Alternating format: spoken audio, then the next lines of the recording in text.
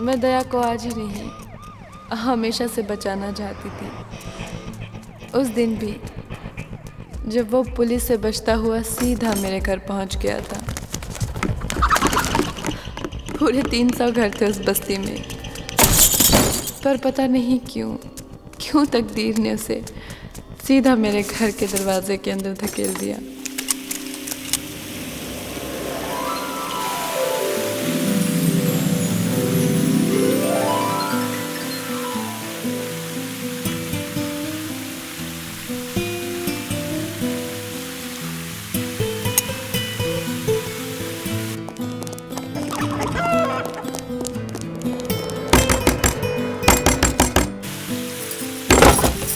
कोई है यहाँ पे भागते हुए? नहीं तो देखो। कोई नहीं है साहब। नहीं है, चलो।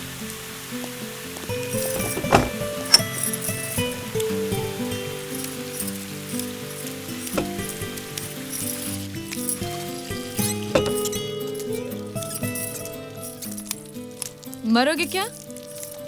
वो लोग अभी भी बाहर ही होंगे। चाहो तो रात को यहीं रुक सकते हो।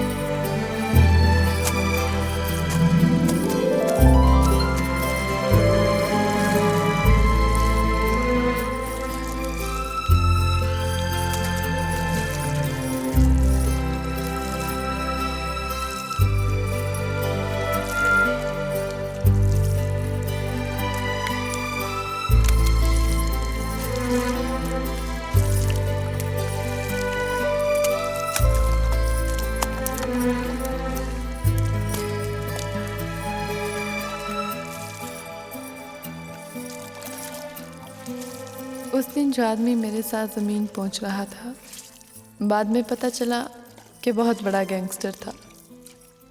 दुनिया के लिए वो भले ही कुछ भी रहा हो, पर उस दिन उसकी आंखों में देख के मुझे लगा कि वो भी कहीं ना कहीं मेरी तरह तन्हा था। ना थैंक यू, ना अलविदा। सुबह जाने से पहले उसने मुझसे कुछ नहीं कहा। उसकी खामोशी मैं कई दिनों तक महसूस करती रही। उसे गए हुए 1 महीने से भी ज़्यादा हो गया था, लेकिन मैं उसे भूल नहीं पाई थी। 1 महीने बाद वो अचानक मेरे घर पर आ गया। मैं घर पर नहीं थी। उसने पड़ोसियों से पूछा और फिर सीधा मेरे काम करने की जगह पर पहुंच गया।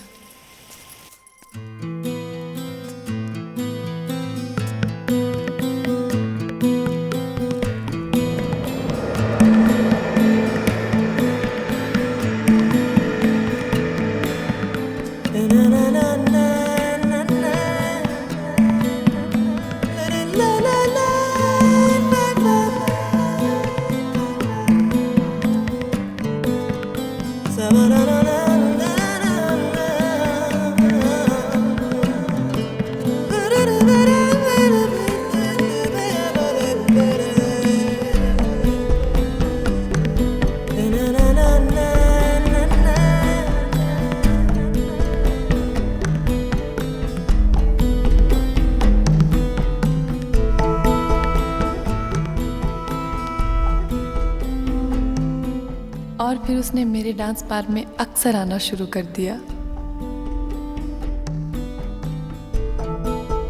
वो हमेशा एक ही सीट पर मेरी तरफ पीठ करके बैठता था।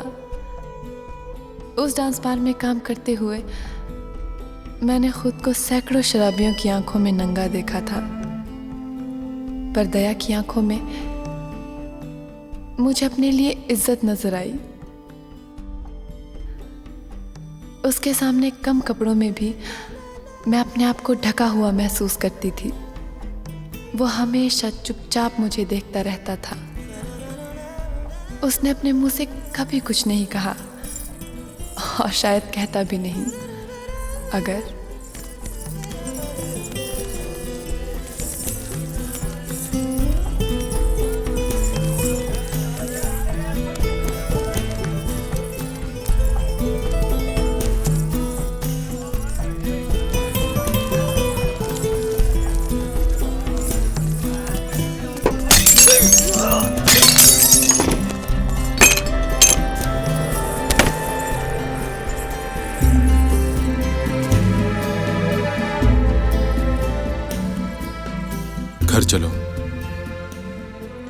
पहला लफ्ज जो उसकी जुबान से निकला वो घर था।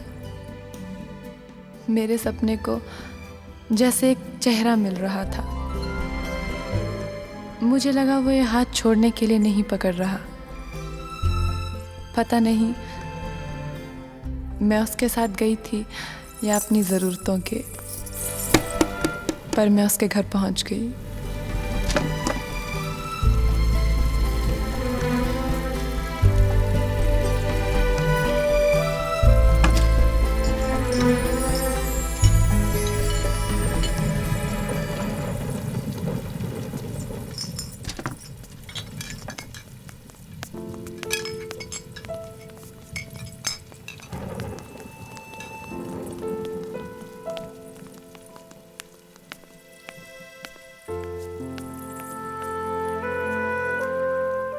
जानते हो आकाश, दिन के उजाले में भी इज्जतदार लोगों के बीच मैंने अपने आप को इतना महफूज कभी नहीं पाया जितना कि रात के अंधेरे में मैं एक गैंगस्टर के घर पे महसूस कर रही थी।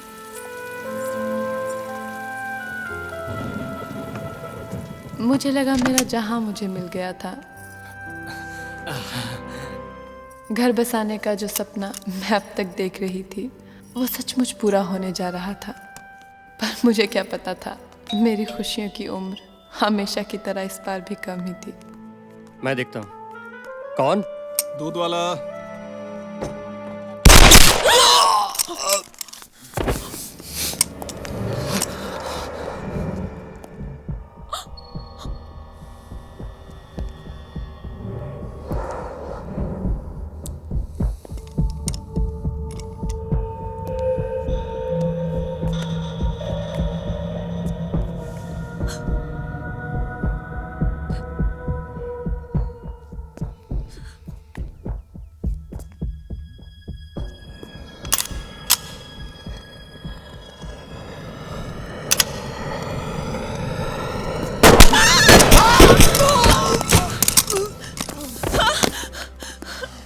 बस उस दिन के बाद जिंदगी कभी थमी ही नहीं।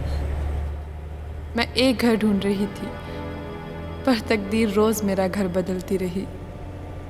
कभी फुटपाथ पे तो कभी किसी 5 स्टार होटल के कमरे में। हम अपनी रातें छिप छिप के गुजारते रहे। जुर्म की दुनिया में उसके दुश्मन तो हमेशा से ही थे, पर जो लोग उसे अपना दोस्त कहते थे वो भी दुश्मन बन गए। भाई खान साहब आए हैं। तुम अंदर जाओ।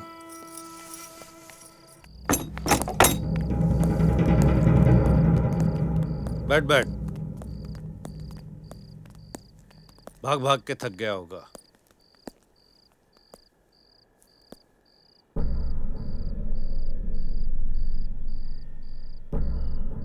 बारह 13 साल का था जब काम ढूंढते हुए मेरे पास आया था।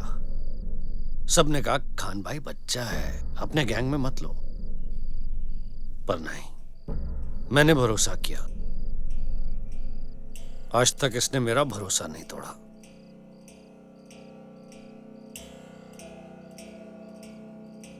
गैंग के लोग मर्डर के लिए जाते हैं, पहले पूछते हैं बच के निकलने का रास्ता क्या है। इसने काम किया, वापसी के बारे में नहीं सोचा। छोटे बड़े सभी इससे डरते थे।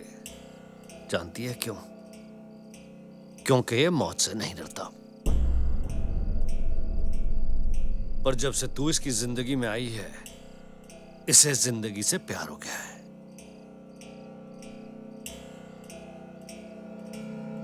कुत्ते की तरह दुम दबा के यहां से वहां से यहां घूम रहा है। साला ये भी भूल गया कि औरत कितनी कमीनी चीज है। अरे खाओ पियो रगड़ो ऐश करो, छोड़ दो। अब गले में घंटी की तरह से बांधोगे तो गला काट देगी ना। ए, समझाओ इसको। अपने धंधे में हवस चलती है, इश्क नहीं चलता। अपना उस्ताद सिकंदर क्या हुआ? लौंडिया के चक्कर में कुत्ता बन गया। काजी लेके लौंडिया के घर गया था, लौंडिया ने डबल क्रॉस किया। 36 गोली उस्ताद के आर पार। बाद में मुझे गोली मारनी पड़ी उस कुतिया को। अब अगर अपना बच्चा बेवकूफी कर रहा हो, गलती कर रहा हो तो मुझे तो फिर से वही करना पड़ेगा। ए, तू तो बार में काम करने वाली रंडी है, इसलिए इतनी आसानी से तो तू इसे छोड़ेगी नहीं। अरे पर कम से कम समझा तो सकती है इसे कि छोड़ दे तुझे, नहीं तो तेरे साथ भी वही करना पड़ेगा जो उस्ताद की लैला के साथ किया था।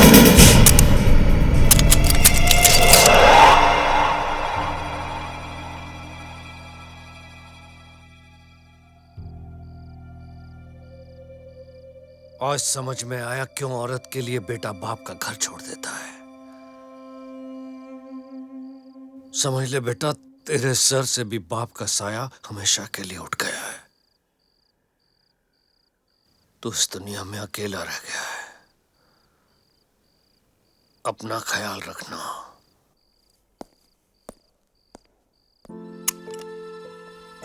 बहुत डर गई थी मैं उस दिन, लेकिन मुझे दया पर पूरा भरोसा था।